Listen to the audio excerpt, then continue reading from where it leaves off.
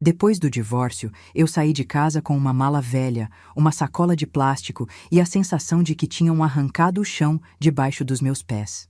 Quase 40 anos de casamento, resumidos a um papel assinado em 15 minutos, e a voz fria de Carlos dizendo: "Você tem até o fim da tarde para ir embora." O porteiro me acompanhou até a rua como se eu fosse uma encomenda qualquer. Eu, aos 68 anos, olhava para a fachada do prédio que ajudei a pagar e pensava: então é assim que termina a vida de uma esposa dedicada. Sentei num banco da praça em frente, apertando a bolsa contra o peito. O sol de São Paulo batia forte e eu quase não via os carros passando. Por um segundo, pensei em ligar para minha irmã em Guarulhos, mas engoli o orgulho e a vontade de chorar. Foi então que lembrei do cartão antigo do meu pai, guardado no fundo da gaveta da cômoda. "Filha, se um dia você ficar sem saída, usa este cartão, mas só se for o pior dia da sua vida", ele tinha dito, com aqueles olhos cansados e bondosos.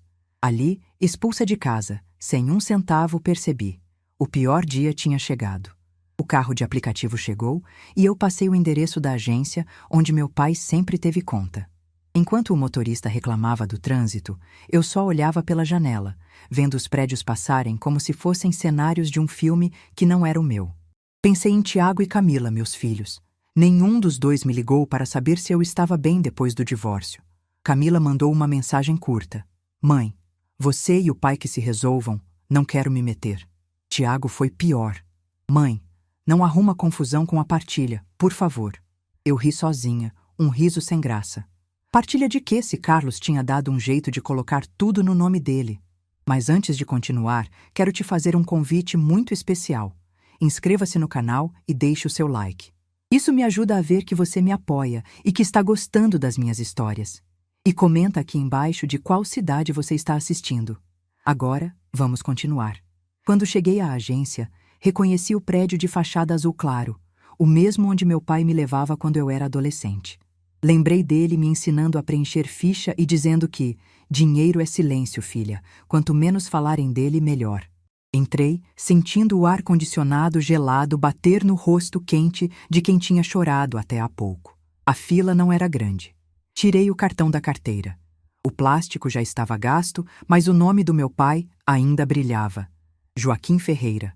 Logo abaixo, o meu, Marta. Passei a vida em segundo plano. Primeiro como filha obediente, depois como esposa devota. Agora, com a vida destruída, era aquele nome minúsculo que podia me salvar. Quando chegou minha vez, um rapaz jovem me atendeu. Cabelo bem penteado, gravata um pouco torta, um sorriso treinado. "Bom dia, senhora. Em que posso ajudar?" Coloquei o cartão sobre o balcão com cuidado, como se fosse de vidro. Meu pai faleceu há alguns anos. Ele deixou esse cartão e disse que havia uma reserva para emergências. Hoje eu preciso saber se ainda existe alguma coisa aqui dentro. Ele pegou o cartão, virou de um lado para o outro. "É um cartão bem antigo mesmo, dona Marta. Mas vamos ver o que aparece no sistema, tá?" Pediu meus documentos, meu CPF, algumas informações que eu respondia tentando manter a voz firme. A cada dado que eu dava, parecia que ele folheava a minha história, linha por linha. Ele digitava rápido, mas de repente o ritmo mudou. O sorriso sumiu. A testa franziu. Ele chegou mais perto da tela, como se tivesse lido algo errado. Clicou mais uma vez, mordeu o lábio. "Tem algum problema?" perguntei, sentindo o coração disparar. Ele demorou uns segundos para responder. "Só um instante, dona Marta.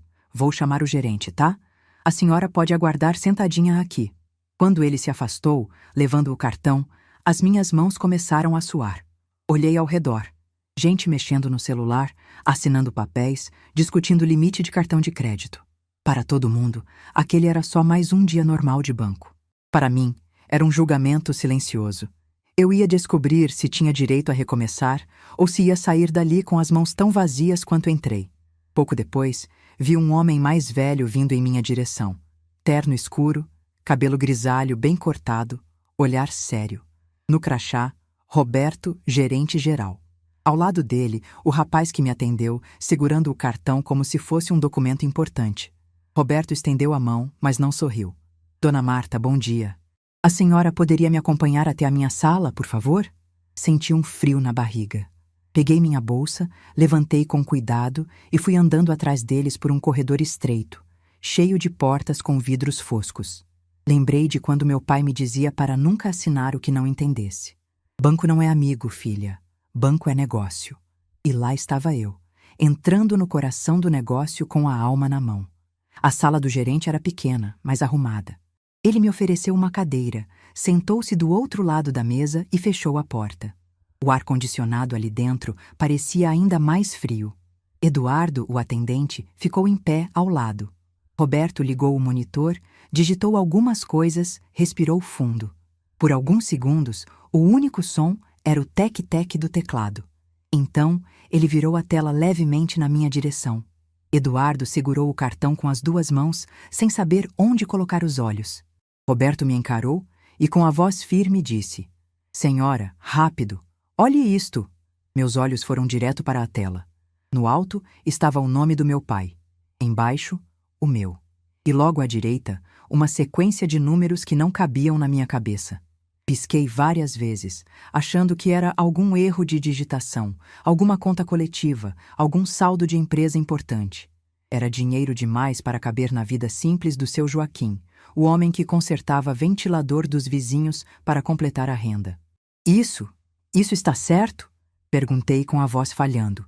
Senti um calor subir do peito para o rosto, mesmo com o ar gelado. Roberto cruzou as mãos em cima da mesa, inclinou o corpo para frente e falou devagar, como quem escolhe cada palavra. "Dona Marta, esse valor está parado aqui há muitos anos. Seu pai deixou tudo bloqueado nesta conta conjunta. E, de acordo com o registro, a única titular viva agora é a senhora." Por um instante, o mundo pareceu ficar em silêncio. Eu, que tinha saído de casa sem saber onde dormir, estava ali, diante de uma quantia que eu nunca imaginaria ter. Lembrei da mala rasgada, da voz fria de Carlos, dos olhos indiferentes dos meus filhos. Lembrei do meu pai, com a mão calejada segurando a minha, dizendo para eu usar o cartão só no pior dia da minha vida. Naquele momento, entendi duas coisas de uma vez. Primeiro, que meu pai tinha escondido muito mais do que economias. Ele tinha escondido um segredo enorme da nossa família. Segundo, que Carlos ia se arrepender profundamente de ter me mandado embora, como se eu não valesse nada. Eu só não fazia ideia ainda do quanto aquele dinheiro estava ligado ao passado dele, e do tipo de vingança que o destino, junto com meu pai, parecia ter preparado para mim. Quando saí da sala do gerente, minhas mãos tremiam como se eu tivesse tocado em algo proibido. A quantia que vi na tela parecia irreal. Eu caminhava pelo saguão da agência como quem pisa em um chão desconhecido, tentando entender como meu pai, um homem simples, poderia ter deixado aquilo para mim. As pessoas passavam por mim sem notar nada de diferente, mas por dentro eu estava em ebulição, dividida entre o choque, a gratidão e um medo estranho. O medo de que aquela fortuna viesse acompanhada de alguma verdade pesada demais. Sentei novamente no mesmo banco onde havia esperado antes. Apertei o cartão na mão. Ele era leve, mas naquele instante parecia pesar o mundo inteiro. Respirei fundo e lembrei de uma frase que meu pai repetia quando eu era menina. Nem sempre quem parece pobre é pobre. E nem sempre quem parece rico tem riqueza de verdade. Na época, eu achava que era só uma lição sobre não julgar os outros. Mas agora, soava como um aviso que ele havia tentado deixar para mim, sem saber como explicar. Roberto, o gerente, me chamou de volta. "Dona Marta, a senhora ainda tem um tempinho? Precisamos conversar rapidamente sobre a ativação da conta, limites e algumas informações importantes." Assenti, tentando manter a calma. Voltei para a sala e sentei-me novamente. Ele fechou a porta e cruzou as mãos. "Antes de qualquer coisa, quero que saiba que vamos fazer tudo com máxima segurança. Esse valor é grande e merece cuidado. Mas antes, preciso perguntar, seu pai já lhe falou sobre investimentos, empresa, venda de terrenos, algo grande que ele tenha feito no passado?" Neguei com a cabeça. Meu pai trabalhava numa oficina, nada além disso. Roberto trocou um olhar com o atendente, Eduardo, antes de continuar. "Pois bem, dona Marta, esse dinheiro não veio de emprego comum. Ele está registrado como resultado de rendimentos antigos, acumulados ao longo de décadas. Não há movimentação desde o falecimento dele. Eu apertei a bolsa contra o colo. Se meu pai tinha isso tudo, por que nunca me falou? Roberto sorriu com respeito. Algumas pessoas escolhem guardar segredo para proteger a família. Essas palavras me atingiram com força. Proteger. Meu pai sabia que Carlos não era confiável? Sabia que meus próprios filhos tinham herdado um pouco do egoísmo do pai? Será que ele imaginava que eu precisaria daquela reserva justamente agora, depois de ser expulsa da minha própria casa? Assinei alguns papéis, fiz a atualização dos meus dados, configurei senha, recebi orientações e só depois me levantei. Quando saí do banco, sentia como se estivesse dando meus primeiros passos numa vida completamente nova. O céu de São Paulo parecia mais claro, as pessoas menos apressadas. Eu ainda não sabia o que fazer primeiro. Um hotel simples?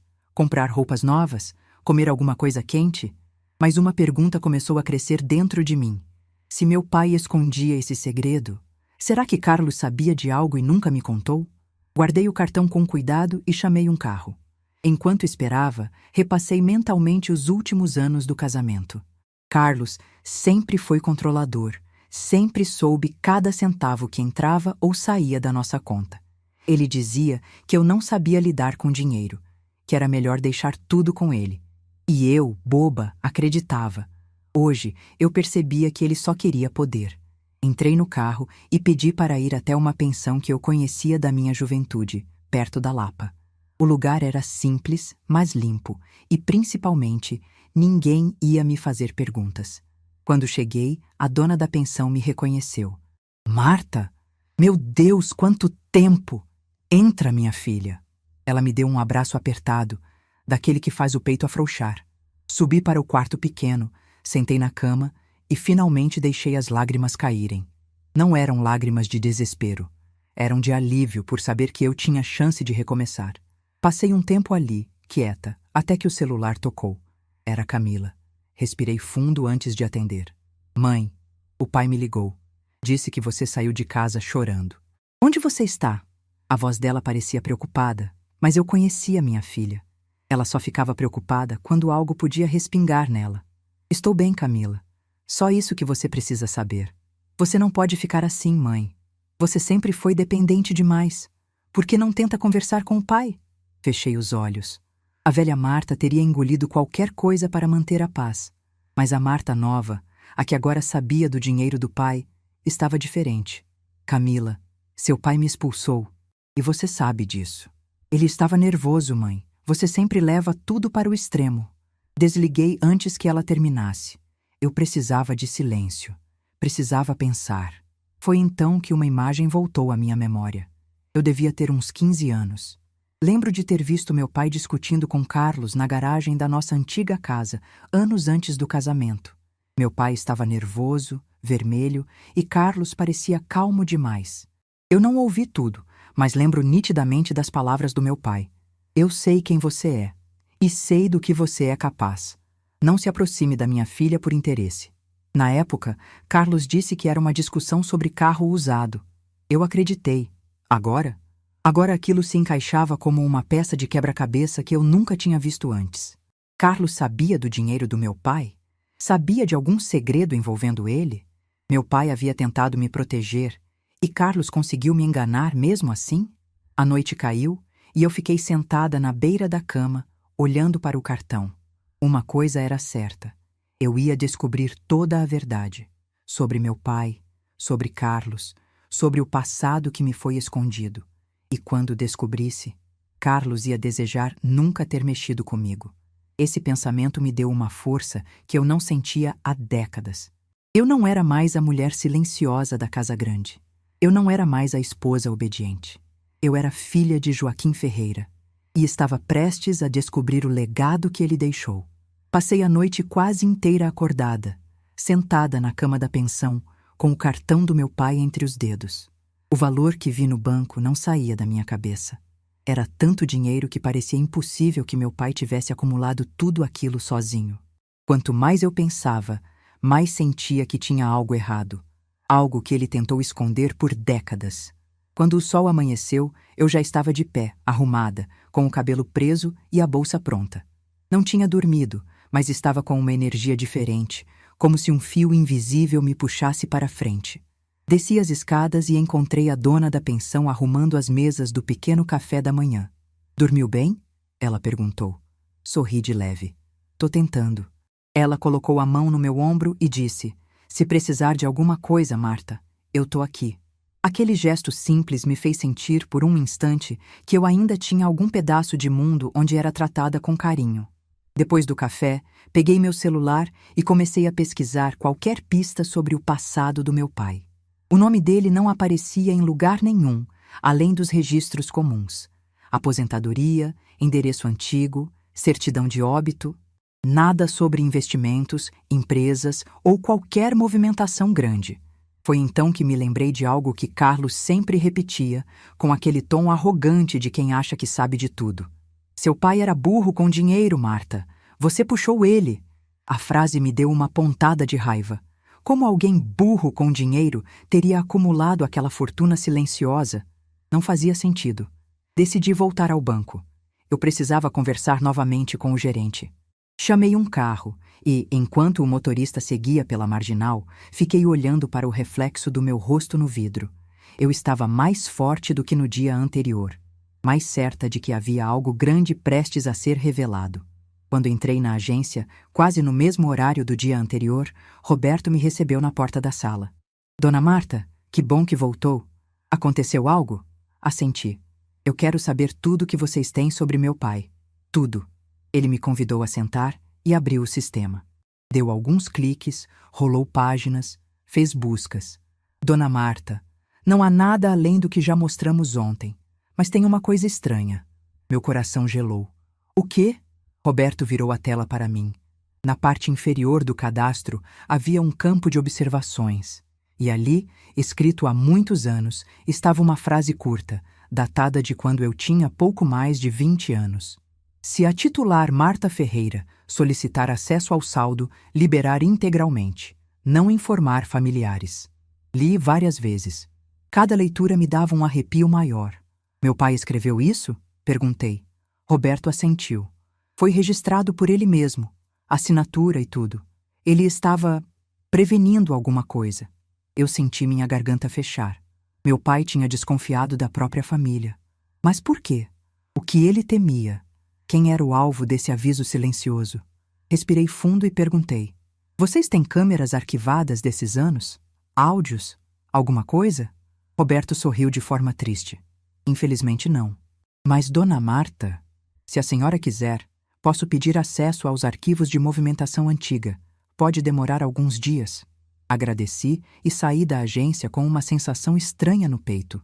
Meu pai havia me deixado uma chave, mas eu ainda não sabia para qual porta. Do lado de fora, o vento bateu no meu rosto. Decidi caminhar um pouco para organizar as ideias. Enquanto andava pela calçada, meu celular vibrou. Era Tiago. Atendi com cautela.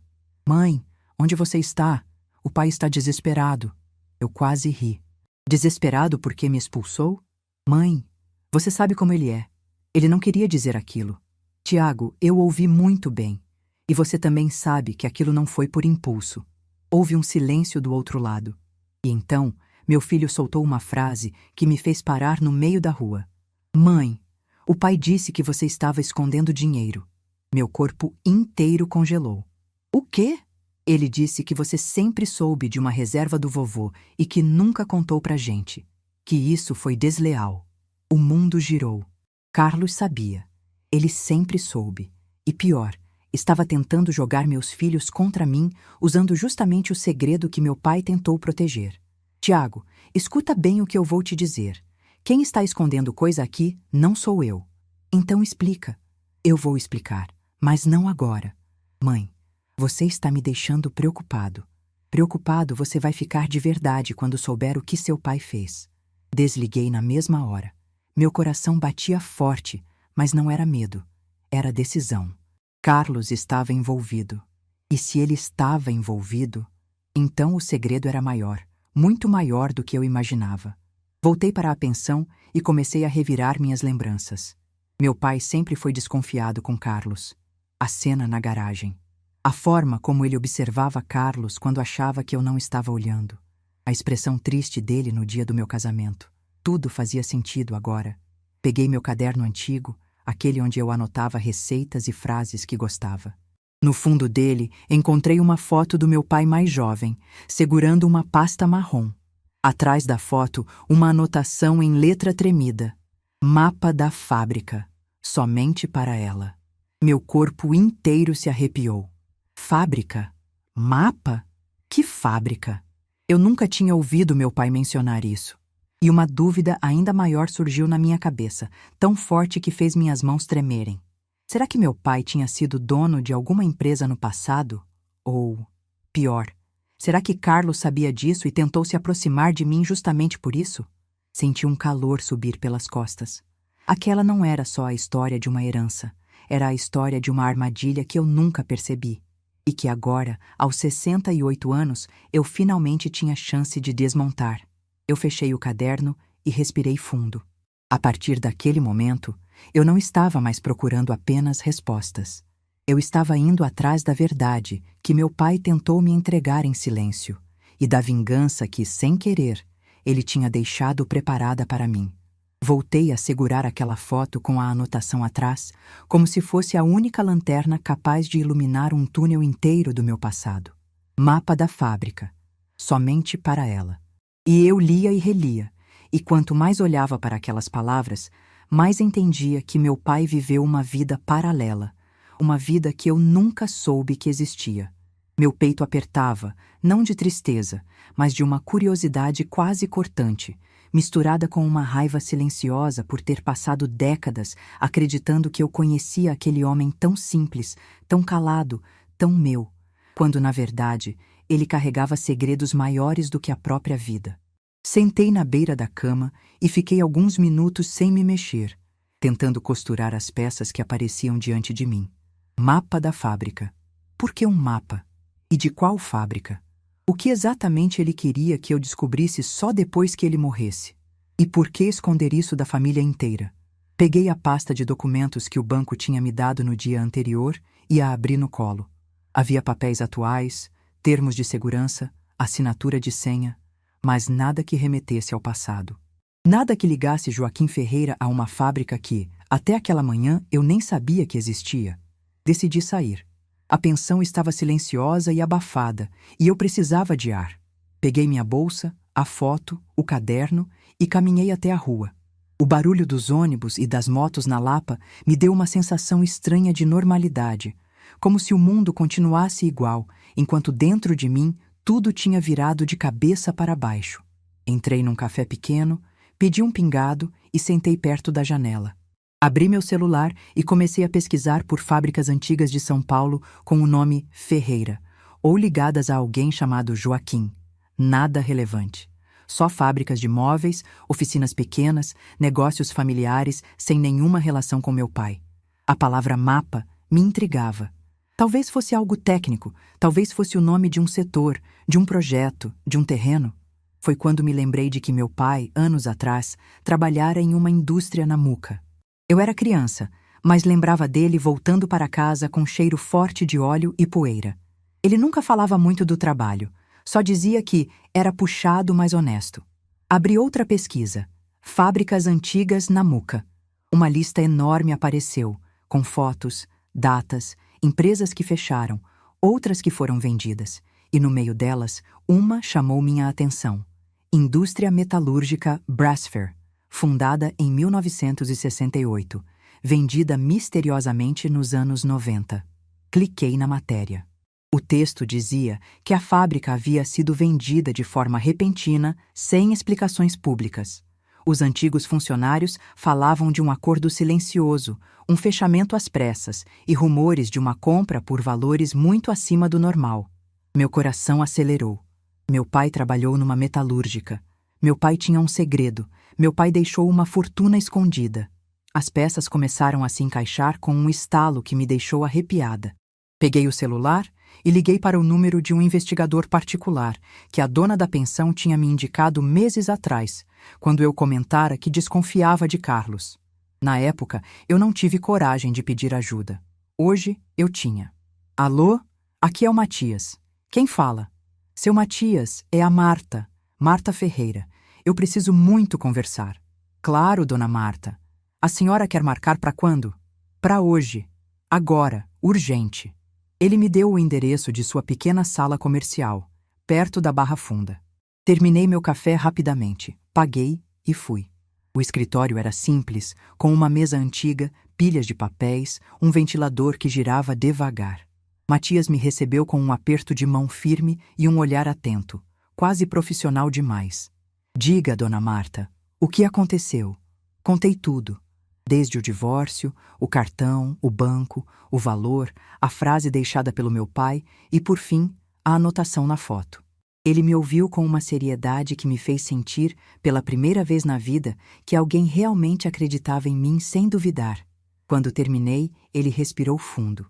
Dona Marta, posso lhe dizer uma coisa sem rodeios? Claro. Isso aqui não parece história de economia. Isso aqui parece história de compra de silêncio. A frase me atravessou como uma lâmina. Compra de silêncio? Repeti. Sim. Quando alguém faz parte de um segredo grande demais, perigoso demais e recebe dinheiro para nunca abrir a boca, isso deixa rastros. Não é comum, mas acontece. Minha cabeça girava. E o que meu pai teria visto ou feito para receber algo assim? Só investigando. Mas pelo pouco que a senhora me contou, e pela metalúrgica suspeita que encontrou, eu diria que seu pai se envolveu em algo sério. Talvez tenha testemunhado alguma irregularidade, algum acidente encoberto, alguma fraude. Não posso afirmar, mas posso investigar.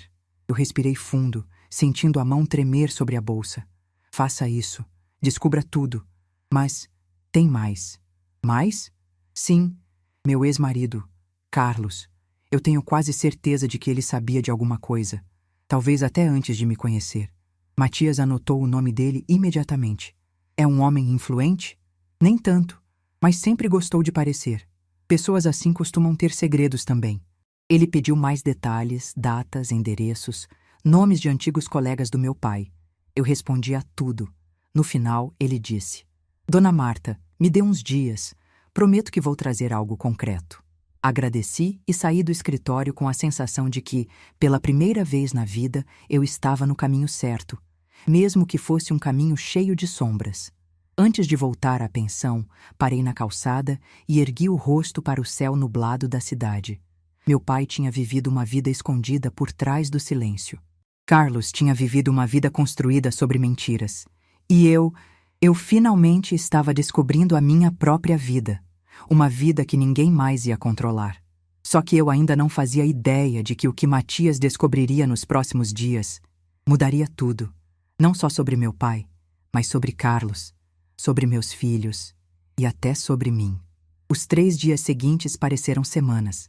A cada barulho no corredor da pensão eu levantava, achando que era o Matias, chegando com respostas. Dormi pouco, comi pouco. E passei horas sentada na cama, encarando a foto do meu pai com aquela pasta marrom nas mãos. Ele tinha guardado algo ali. Algo que, de alguma forma, ainda estava me perseguindo tantos anos depois. Numa tarde nublada, enquanto eu tentava organizar a mesa do quarto só para ocupar a cabeça, o celular vibrou. Era uma mensagem curta de Matias. Venha imediatamente. Descobri algo grande. Meu coração disparou. Peguei minha bolsa, o caderno, a foto e desci tão rápido que mal ouvi a dona da pensão me chamando. Chamei um carro e fiquei o caminho inteiro olhando pela janela, imaginando 1000 possibilidades. Mas nenhuma chegava perto do que eu estava prestes a ouvir. O escritório de Matias estava com a porta aberta. Ele parecia inquieto, como se estivesse segurando palavras pesadas demais. Entra, dona Marta. Senta aqui. Sentei devagar. Ele respirou fundo. Eu fiz tudo o que a senhora pediu. Investiguei seu pai, a metalúrgica e seu ex-marido. Bom, eu preciso que a senhora prepare o coração. Quase sorri com ironia. Meu coração já foi quebrado tantas vezes, Matias. Só fala. Ele abriu uma pasta com vários documentos impressos, recortes de jornal, relatórios de auditoria antiga. Apontou para uma foto de uma fábrica. A indústria metalúrgica Brasfer, onde seu pai trabalhou, não fechou por crise. Não foi vendida simplesmente. Houve um acidente interno em 1989. Algo sério, mas que nunca foi divulgado. Meu corpo inteiro ficou tenso. Que tipo de acidente? Matias virou outra folha. Uma explosão, um setor mal ventilado, acúmulo de gases. 3 funcionários ficaram feridos. E um deles morreu. Seu pai estava lá naquele dia. Senti um arrepio percorrer minhas costas. Meu pai? Ele se machucou? Não. Mas foi ele quem levou o funcionário ferido mais grave para fora da fábrica antes que o fogo se espalhasse. Salvou 2 homens. Mas a empresa tentou abafar o caso. Segundo relatos, seu pai sabia que eles haviam ignorado normas de segurança. Eu fechei os olhos. E por isso pagaram para ele ficar calado? Matias assentiu. Sim, e mais. Segundo 2 antigos colegas de trabalho que eu encontrei, seu pai assinou um acordo de silêncio. Recebeu uma quantia grande que ele, muito inteligentemente, deixou rendendo durante décadas. Meus olhos se encheram de lágrimas. Ele nunca me contou porque ele queria me proteger. Exatamente. Então Matias ficou mais sério. Mas isso não é tudo. Senti o coração bater no pescoço. Matias, por favor, fala de uma vez. Seu ex-marido, Carlos, trabalhou na mesma fábrica por 2 meses, antes de conhecer a senhora. A sala pareceu girar. O quê? Pouco tempo, mas o suficiente para ouvir boatos sobre a explosão e sobre o funcionário que tinha feito uma exigência pesada para ficar quieto. Seu pai. E segundo um dos registros que encontrei, seu ex-marido foi demitido por comportamento inadequado. Ele era próximo de um supervisor que tentou encobrir as falhas de segurança. Minha respiração ficou curta. Então, Carlos se aproximou de mim por causa disso? É bem provável, Dona Marta. Ele era ambicioso. Sabia que seu pai tinha dinheiro. Sabia que sua família escondia alguma coisa e tentou entrar pela porta mais fácil. A senhora. Eu levei as mãos ao rosto. Eu casei com um homem que se aproximou de mim por interesse? Infelizmente. Parece que sim. Fiquei em silêncio por longos segundos, sentindo um misto de raiva, tristeza, vergonha e uma força ardendo dentro de mim. Uma força que eu nunca tive enquanto era casada. Matias continuou. Mas tem mais um detalhe. O dinheiro que seu pai recebeu não foi só por silêncio. Foi também porque ele salvou a vida de um dos filhos do dono da fábrica. O jovem herdeiro estava no setor errado, no horário errado. Pisguei várias vezes, atônita. Meu pai salvou um herdeiro? Sim. E a família dona da fábrica nunca esqueceu disso. Eles pagaram caro para manter tudo em segredo. Eu senti uma onda de orgulho quente percorrer meu peito. Meu pai não era apenas um homem simples. Meu pai era um herói silencioso. E Carlos? Carlos sempre soube que não poderia me controlar se eu descobrisse a verdade. Foi então que Matias colocou uma última folha diante de mim. E aqui está a parte mais chocante, Dona Marta. Qual? Carlos tentou reabrir o acordo anos atrás. Procurou um ex-diretor da fábrica, tentou convencer o homem a entregar documentos que provariam que o dinheiro era ilegal, para que ele pudesse pedir parte como cônjuge. Meu estômago congelou. Ele tentou roubar o que meu pai me deixou. Sim, fechei a pasta devagar. Minha respiração saía pesada, mas firme. Pela primeira vez desde o divórcio, desde a expulsão humilhante, desde que vi aquele saldo na tela do banco, eu sentia algo parecido com poder. Levantei devagar. Matias, eu quero ir até esse lugar, até a antiga fábrica. Quero ver onde tudo começou. Ele assentiu. Eu já esperava isso. Pegue sua bolsa, eu te levo. Mas antes de sair, me virei para ele e disse: antes de continuar, me diga aqui nos comentários o que você está achando desta história até agora e o que você faria no lugar dela. Não saia do vídeo, porque o que vem a seguir vai te deixar arrepiado. Quando deixamos o escritório, eu sabia que estava cruzando uma fronteira invisível. A Marta que caminhava em direção à antiga fábrica não era mais a mesma que saiu chorando do prédio onde vivia com Carlos. Essa nova Marta carregava a coragem do pai e a certeza de que dessa vez ninguém ia me calar. A antiga fábrica ficava na Muca, numa rua larga, cercada por galpões velhos e muros pichados. Assim que o carro virou a esquina, meu peito apertou. Parecia que eu estava entrando num lugar onde o passado respirava, pesado, silencioso, cheio de histórias que ninguém teve coragem de contar. Matias estacionou em frente a um portão enorme de ferro, trancado por correntes enferrujadas. É aqui, Dona Marta. Desci do carro devagar, sentindo o ar denso, o cheiro de poeira antiga misturado à grama úmida. O sol começava a se esconder, deixando tudo numa luz alaranjada que só acentuava o abandono daquele lugar. O prédio principal tinha janelas quebradas, paredes descascando e um silêncio profundo que fazia ecoar até meus passos. Ficamos alguns segundos parados, olhando para o galpão. Sabe, Matias começou, a maioria das pessoas passa a vida ignorando lugares como este. Mas aqui dentro, Dona Marta, aqui dentro está a chave da história do seu pai. Apertei a foto nas mãos. Vamos entrar. Matias usou uma ferramenta para soltar parte da corrente. Ele já tinha conversado com o proprietário do terreno, um homem que pouco se importava com o galpão abandonado e permitiu a visita sem fazer perguntas. A corrente se soltou com um estalo alto que ecoou pelo corredor metálico. Entramos. O interior era imenso. O som dos nossos passos era engolido pelo vazio. Havia máquinas desativadas, cobertas por camadas grossas de poeira. Caixas velhas, restos de ferramentas, pedaços de metal retorcidos. Tudo cheirava a tempo e segredo. Eu caminhei devagar, passando a mão pela superfície de uma das mesas. Por um instante, imaginei meu pai ali, mais jovem, suando, carregando peso, conversando com colegas, provavelmente com o mesmo sorriso discreto que eu lembrava tão bem. Foi aqui? Perguntei baixinho. Pelo que investiguei, sim. A explosão aconteceu neste setor. Meu estômago se contraiu. Eu não sabia o que esperar encontrar. Talvez nada. Talvez tudo. Avançamos mais alguns metros. Matias iluminava o chão com uma lanterna. De repente, ele parou. Olha isso! A luz revelava uma marca enorme no chão de concreto. Um círculo irregular mais escuro. Como se algo pesado tivesse caído ali ou queimado. Eu me ajoelhei lentamente. Passei os dedos pela superfície fria. Meu coração bateu forte. Foi aqui que meu pai salvou aquelas pessoas. Matias assentiu. E foi aqui que a fábrica começou a esconder o que tinha acontecido. Fiquei ali por alguns segundos, em silêncio.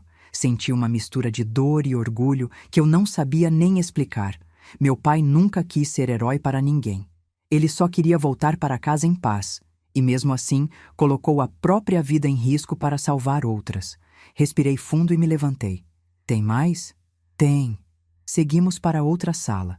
Um corredor estreito com paredes manchadas de umidade. No fim do corredor, uma porta de metal com uma pequena placa enferrujada. Estoque técnico. Matias empurrou a porta. Ela abriu com um rangido alto. A sala era menor, cheia de caixas velhas, armários metálicos, papéis amarelados jogados no chão. De imediato, nada chamava a atenção, até que Matias apontou para um armário especial, com 2 fechaduras. Esse aqui, ele disse, batendo de leve no metal, é diferente. Duplo fechamento, usado apenas para documentos internos de segurança. Meu coração acelerou. Tem como abrir? Já tentei antes de a senhora chegar. Tem sim. Ele colocou uma chave antiga que o atual dono tinha encontrado nos arquivos do terreno. A fechadura rangeu, resistiu um pouco, mas então destravou. Matias abriu o armário com cuidado. Dentro havia arquivos metálicos, pastas grossas, documentos selados. Ele puxou uma delas e me entregou. O papel estava velho, mas o título ainda era legível. Relatório interno. Ocorrência. Setor 3, 1989. Senti as mãos tremerem.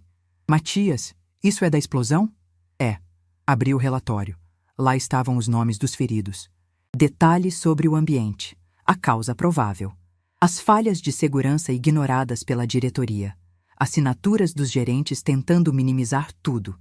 E então, na última página, meu pai. Depoente, Joaquim Ferreira. Status, testemunha essencial. Recomendação da diretoria. Oferecer compensação financeira em troca de acordo de confidencialidade. Meus olhos se encheram de lágrimas. Ali estava. Escrito, registrado, provado. Meu pai não tinha sido comprado por ganância. Meu pai tinha sido silenciado pelo medo da empresa e compensado porque tinha salvado vidas. Meu pai tinha sido um homem honesto até no silêncio. E eu passei a vida achando que ele era só um homem simples. Mas a parte que realmente me fez levar a mão à boca veio logo depois, quando virei a próxima página. Uma assinatura. Eu a reconheceria em qualquer lugar. O sangue sumiu do meu rosto. Não, não pode ser. Matias veio rápido para o meu lado. O que foi? Apontei para o nome no rodapé do documento, mal conseguindo falar. Supervisor responsável no dia do acidente, Carlos Henrique de Aguiar. Meu ex-marido. O homem que me expulsou. O homem que me diminuiu por décadas. O homem que dizia que meu pai era limitado, ingênuo, sem ambição. Ele estava lá, no dia da explosão. No dia em que meu pai salvou vidas. No dia em que a fábrica tentou encobrir tudo. E pior que isso, logo abaixo da assinatura dele havia uma frase anotada à mão, provavelmente escrita por um dos diretores. Funcionário pouco confiável, tendência à chantagem. Monitorar. Eu levei a mão ao peito. O mundo girava. Matias colocou a mão no meu braço para me manter firme. Dona Marta, seu ex-marido não só sabia da explosão, como também sabia do acordo. Desde o começo. Fechei o relatório com as mãos trêmulas. A sala parecia menor, o ar mais pesado. Carlos tinha se aproximado de mim sabendo exatamente quem eu era. A filha do homem que guardava um segredo que valia dinheiro. Carlos não me amou. Ele me usou. E tentou controlar minha vida até o último segundo. Olhei para Matias com uma firmeza que eu nunca tinha sentido antes. Matias, agora eu sei de tudo. Dona Marta, agora eu sei quem ele é. Respirei fundo, guardando a pasta na minha bolsa. E agora é a minha vez. Eu saí daquela fábrica com as pernas firmes e o coração completamente desperto. Carlos ainda achava que eu era a mulher submissa que ele expulsou com uma mala velha. Mal sabia ele que eu tinha acabado de encontrar a arma mais poderosa da minha vida, a verdade. E eu ia usá-la, do jeito que meu pai merecia, do jeito que eu merecia. A noite já tinha caído quando Matias me deixou na porta da pensão. As luzes amarelas da rua refletiam nos carros estacionados, criando sombras longas que pareciam acompanhar meus passos. Entrei no quarto, tranquei a porta e sentei na cama antes mesmo de acender a luz. Meu corpo estava cansado, mas minha mente fervia. Eu finalmente sabia quem era Carlos e quem era meu pai.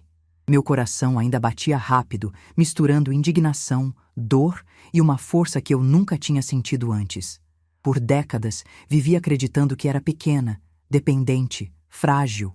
Mas agora, olhando para tudo que meu pai enfrentou, percebia o quanto fui enganada, não por ele, mas pela vida que construí ao lado de um homem que nunca me respeitou. Acendi a luz e coloquei a pasta da fábrica sobre a cama. Abri cada documento novamente, com calma, como quem relê uma carta antiga. A assinatura do meu pai, tremida mas firme, parecia me tocar. Ele carregou aquele segredo até o fim, sem nunca pedir nada em troca. Já a assinatura de Carlos, embaixo daquele relatório, queimava meus olhos. A arrogância dele estava ali impressa, como se fosse uma marca do destino que eu deveria ter enxergado. O pior era pensar que ele tentou me fazer acreditar que eu era incapaz de sobreviver sem ele. Fechei os punhos ao lembrar das inúmeras vezes em que ele me chamou de inútil, das vezes em que me mandou calar a boca, das noites em que eu chorei em silêncio para não acordar meus filhos. Fui até a janela para respirar. O vento gelado me trouxe de volta à realidade. Carlos não sabia que eu tinha descoberto tudo. Ele estava confortável, achando que eu iria desaparecer em algum canto, humilhada e sem dinheiro. Mas não dessa vez. Uma parte de mim queria ir até ele imediatamente, jogar os documentos em cima da mesa e assistir sua expressão mudar.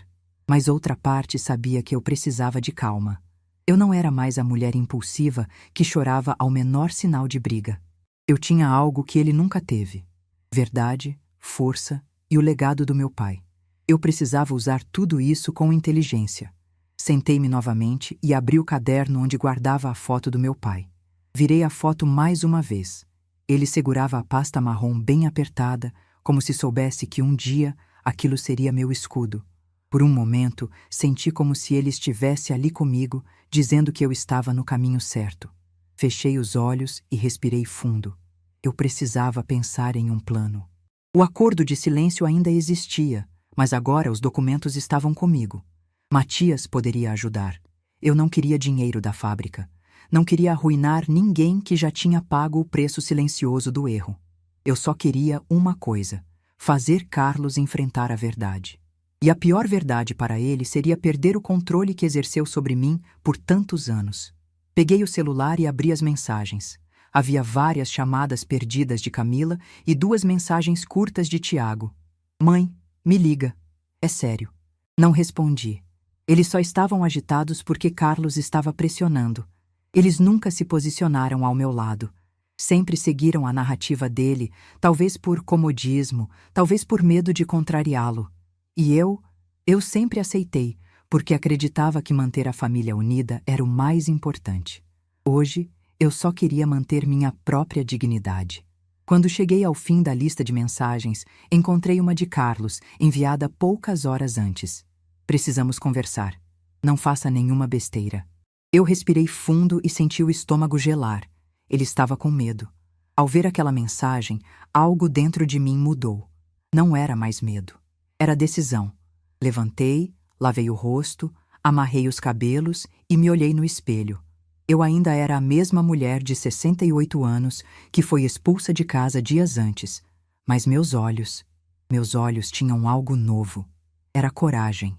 Era a certeza de que eu não iria mais aceitar migalhas de ninguém. Peguei minha bolsa, coloquei os documentos dentro e sentei na cama para pensar nos próximos passos. Amanhã eu iria até Carlos, mas não sozinha. Matias iria comigo. Não porque eu precisava de proteção, mas porque eu queria testemunhas. Enquanto organizava tudo, uma sensação ruim me atravessou. Algo estava fora do lugar. Caminhei até a porta do quarto, coloquei o ouvido e senti um silêncio estranho. Quando abri a porta, vi um envelope no chão, como se alguém tivesse passado por ali recentemente. Peguei o envelope com cuidado. Não havia nome, só meu número de quarto escrito à mão. Voltei para dentro, fechei a porta e abri devagar. Dentro havia uma única folha impressa. Uma frase curta, mas que gelou minha espinha. Pare de procurar o que não devia. Não é só com você que estamos preocupados. Meu coração disparou. Alguém sabia que eu estive na fábrica. Alguém sabia que eu estava investigando. E pior, alguém estava me ameaçando. Sentei na cama com a folha tremendo entre meus dedos. Por um segundo, pensei em desistir de tudo, em fugir, em abandonar a busca. Mas a imagem do meu pai, segurando a pasta, voltou à minha mente como um chamado. Ele enfrentou uma explosão. Eu enfrentaria uma ameaça. A diferença era que eu não estava sozinha. Na manhã seguinte, eu ligaria para Matias e mostraria o bilhete. E então, juntos, enfrentaríamos Carlos e todos que tentavam esconder a verdade. Era tarde demais para eu voltar atrás. O caminho já estava traçado. E quem tentou me intimidar iria perceber que depois de uma vida inteira sendo calada, agora eu era a voz mais perigosa da história. Acordei antes do sol nascer, sentindo uma mistura de medo e determinação pulsando nas veias. A ameaça do bilhete ainda estava na minha mesa, como uma sombra silenciosa que me observava. Por alguns minutos, fiquei parada diante dele, tentando entender quem teria tido coragem de entrar na pensão, deixar aquilo e desaparecer sem ser visto. Mas mais do que isso, fiquei pensando no que significava. Eu estava incomodando alguém. E quando uma mulher que foi humilhada a vida inteira começa a incomodar, é porque finalmente está fazendo algo certo. Respirei fundo, dobrei o bilhete e guardei junto com os documentos da fábrica. Eu sabia que não poderia enfrentar aquilo sozinha. Enviei uma mensagem curta para Matias. Preciso falar com você urgente. Estou indo. Peguei minha bolsa, vesti uma blusa mais grossa e desci as escadas. A pensão ainda dormia, envolta num silêncio frio que fazia ecoar meus próprios passos. Quando abri a porta, o ar gelado da manhã me despertou por completo. Era como se a cidade inteira estivesse esperando para ver o que eu faria com as verdades que carregava. O escritório de Matias ficava sempre com as luzes apagadas de manhã cedo, mas naquele dia ele já estava lá, sentado, café na mesa, olhar tenso. Assim que entrei, ele se levantou. Dona Marta, o que aconteceu? Sem dizer nada, coloquei o bilhete na frente dele. Ele o leu de uma vez só e seu rosto fechou. Isso não é coisa pequena. Alguém está desesperado. Sentei-me devagar, sentindo a garganta apertar. Matias, eu acho que não é só sobre a fábrica. Acho que Carlos está envolvido nisso também. Talvez tenha gente que não queira que eu mexa no passado. Ele concordou com a cabeça. É possível. E exatamente por isso precisamos ter cuidado. Ele respirou fundo e então disse: Hoje é o dia de falar com seu ex-marido. Senti meu estômago travar, mas assenti. Eu precisava encarar Carlos. Precisava olhar nos olhos do homem que me manipulou por 40 anos e mostrar que ele não tinha mais poder nenhum sobre mim. Fomos no carro de Matias e o caminho até o condomínio onde Carlos morava, o mesmo que um dia também foi meu lar, parecia mais longo do que antes. Cada rua que eu reconhecia era um lembrete das vezes em que voltei chorando para casa, das discussões abafadas para não assustar meus filhos, das acusações, dos silêncios forçados. Mas dessa vez, eu não voltava como esposa pedindo compreensão. Eu voltava como filha de Joaquim Ferreira, trazendo a verdade como escudo.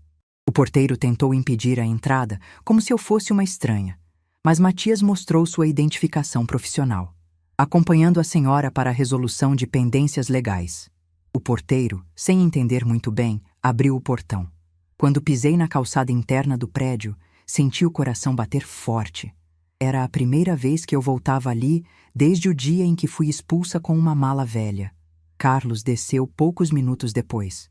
Estava arrumado, mas seu rosto denunciava noites mal dormidas.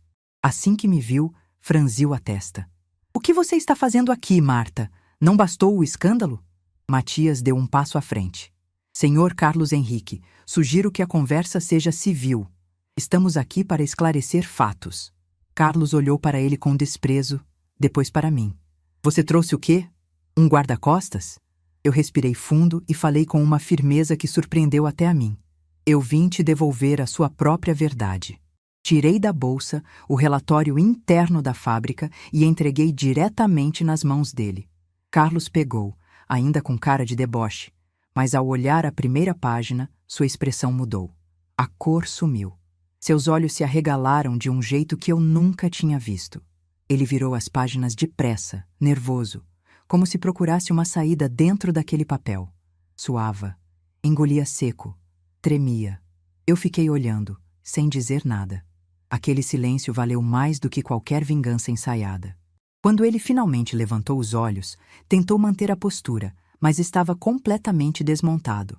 "Onde você conseguiu isso?" "Meu pai deixou tudo preparado para mim. Você só não percebeu porque sempre achou que eu era burra demais para entender qualquer coisa." Ele abriu a boca, mas eu continuei. "Você sabia do acordo de silêncio. Sabia da explosão. Sabia que meu pai era uma peça-chave nessa história.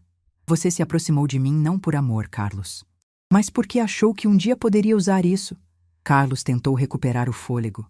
"Marta, você está interpretando errado. Eu nunca... Cala a boca!" Minha voz saiu firme, quase cortante. Até Matias ficou surpreso. Apertei a foto do meu pai na mão. Meu pai salvou vidas, foi pressionado, comprado e silenciado, e você, que estava lá, tentou transformar tudo isso em moeda de troca. Ele tentou dar um passo, mas Matias o impediu. Foi então que Carlos deixou escapar a frase que selou tudo. "Você não entende, Marta. Se esse passado vier à tona, muita gente importante vai se machucar." Eu dei um sorriso amargo. "E desde quando você se importa com gente importante? Tudo o que você queria era dinheiro." Ele ficou em silêncio. Não havia mais para onde correr. Matias aproximou-se de mim. "Dona Marta, quer que eu registre tudo formalmente?" Olhei firme para Carlos. Ele tremia. "Quero, Matias, mas quero mais do que isso." Me aproximei de Carlos devagar. "Você vai fazer o que nunca fez na vida. Vai me deixar em paz. Vai sair da vida dos nossos filhos e nunca mais vai tentar me alcançar.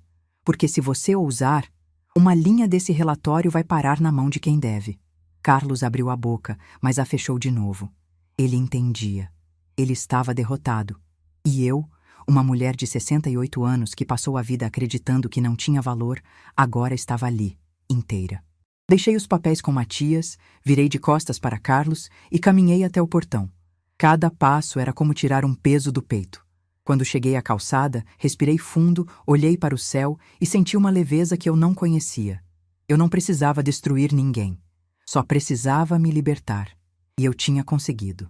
No caminho de volta, Matias sorriu. Seu pai teria orgulho da senhora. Eu sorri também, com os olhos marejando. Eu espero que sim. E agora, com o coração finalmente em paz, só restava uma última coisa. O que achou da história? Se inscreva no canal e compartilhe com alguém que também irá se emocionar hoje.